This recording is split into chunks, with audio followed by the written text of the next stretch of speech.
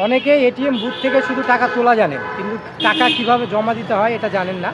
আজকের ভিডিওটা তাদের জন্য। প্রথমেই কার্ড ছাড়া জমাদান সিলেক্ট করবেন। তারপরে উপরের যে অপশনটা আছে কোর ব্যাংকিং অ্যাকাউন্ট সেটা সিলেক্ট করবেন। তারপরে এখানে আপনি আপনার এনআইডি নাম্বারটা দিয়ে দিবেন।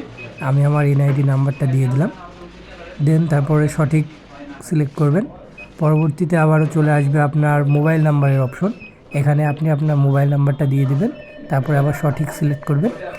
এখানে একটু সময় লাগবে কারণ আপনার মোবাইলে একটা ওটিপি যাবে।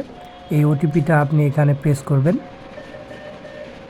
আমি আমার ওটিপিটা আগে দেখে নিই।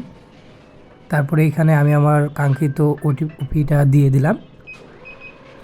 এখানে ওটিপিটা দেওয়া হয়ে গেলে তারপর আবারও সঠিক বাটনে চাপ দিবেন। তারপরে এখানে আপনার অ্যাকাউন্ট নাম্বার চাইবে। এখানে আপনি আপনার কাঙ্ক্ষিত অ্যাকাউন্ট নাম্বারটা দিয়ে দিবেন। এখানে আমি আমার অ্যাকাউন্ট নাম্বারটা দিয়ে দিচ্ছি। অ্যাকাউন্ট নাম্বারটা অবশ্যই দেখে শুনে ভালোভাবে দিবেন, এটা ভুল করা যাবে না। তারপরে দেওয়া হয়ে গেলে সঠিক বাটনে চাপ দিবেন।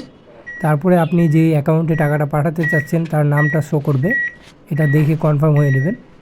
পরবর্তীতে ক্যাশ ড্রয়ারের অপশনটা চালু হয়ে যাবে, ক্যাশটা ওখানে রেখে দিবেন।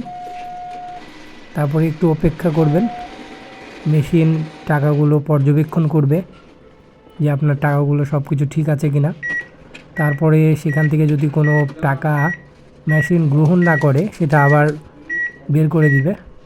পরবর্তীতে আপনি আবার ট্রাই করতে পারেন টাকা যোগদান অপশন প্রেস করে। আমি আরেকবার ট্রাই করছি যে এই টাকাটা নেয় কি না।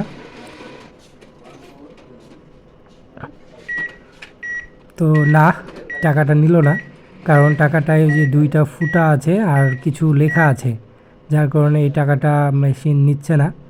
তো আমি এই টাকাটা আর দিচ্ছি না। সঠিক প্রেস করে লেনদেনটি এখন সম্পূর্ণ হচ্ছে। এখন রিসিপ্ট দিবে, রিসিপ্টটা নিয়েই চলে যাব। এভাবেই আপনার টাকা জমা দিতে হয় এটিএম বুথে। যারা জানেননি তারা জেনে গেলেন। ভিডিওটি ভালো লাগলে অবশ্যই একটা লাইক আর শেয়ার করে দিবেন।